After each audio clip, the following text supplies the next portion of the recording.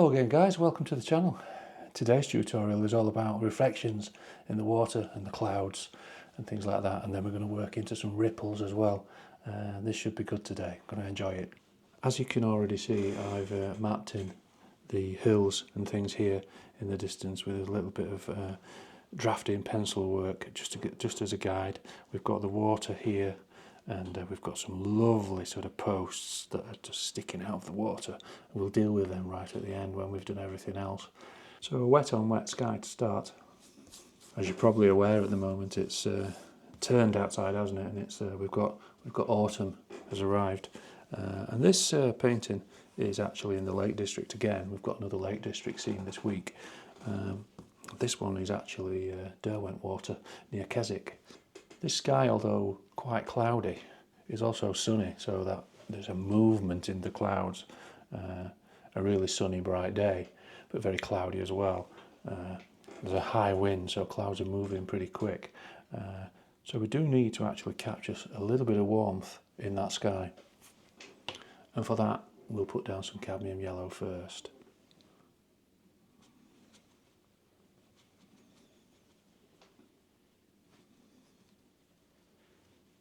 Not too much, just a little bit, just in certain areas, just to help give it a little bit of a warm glow.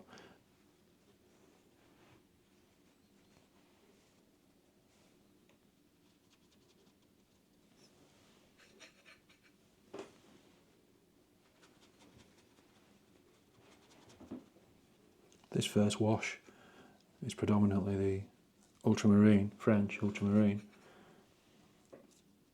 to get the body of cloud on, just to indicate the feel of them and the shape and where they're lying in the sky, and darker neutral tint with a little bit of the ultramarine, as before we've done in previous skies. Add a little bit of foreboding, thunderous feel to it. So this wash is straight wet on wet.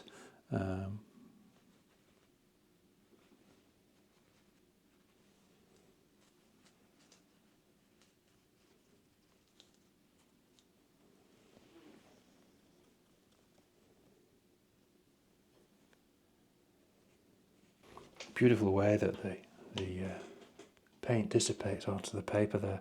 Really, really lovely. Let's let that dry, and then we'll come back to that in a moment.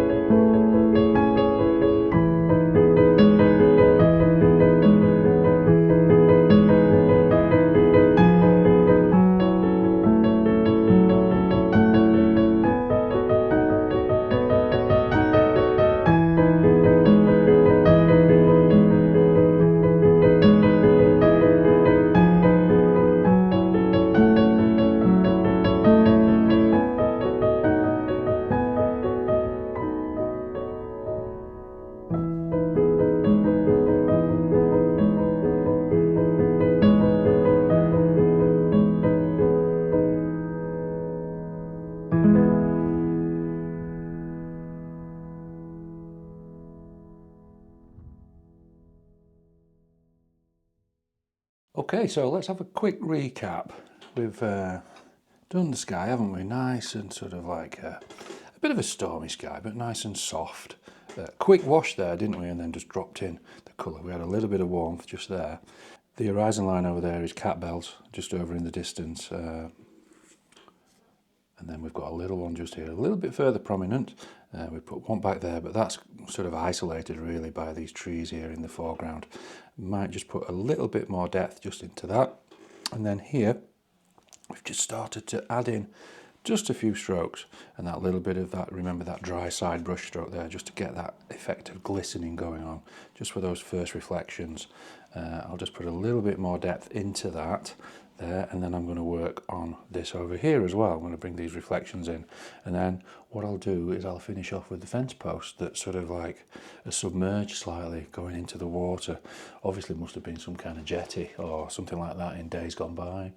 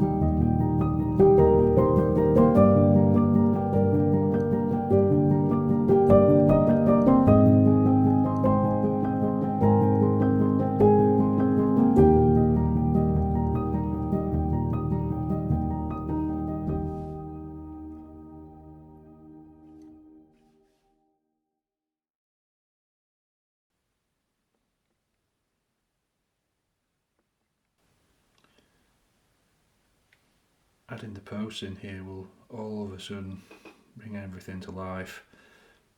Funny little post just here, it's sort of leaning over.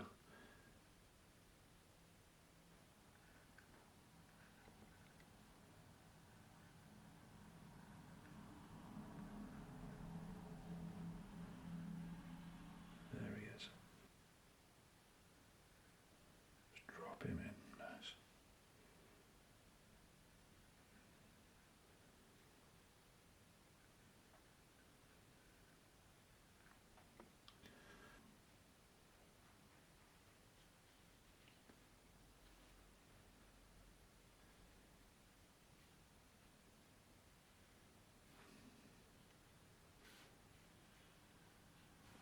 We'll just let those dry, and I can then evaluate the strength of them and the brush stroke and the amount of water that I've put on there. Might need to just put one extra stroke in just there to give the post a little bit of form. We'll see once it's dried, and then we'll finish with the reflections. Doing these field sketches in this way, quickly and with intent, and having a purpose to the layering and things like that, is a great way to use your skills moving forward until we get on to sort of bigger, more prominent paintings in the future. And these field sketches are absolutely perfect for that. It's great practice. Keep doing them. We're doing them small to medium, aren't we? Not too much. And eventually when we get outside, and I get there, once my hips are, I get my surgeons all clear, I'm going to be out there with the easel, and I'm going to be doing things on location, and I can't wait for that. And this kind of thing is great practice for us to build up until we get to that stage. Just to finish, let's put a little bit of darkness just into that most prominent forward post. A little bit of form. There we go. Well, that's the end of the painting. Again, I hope you like that one. That was Derwent Water in the Lake District in the UK there. We've got cat bells in the distance. I always enjoy doing the lakes. Such a beautiful place, and it's great to be able to do a sky and a lake as well with the ripples and the water to get that effect. And it didn't take us very long, did it?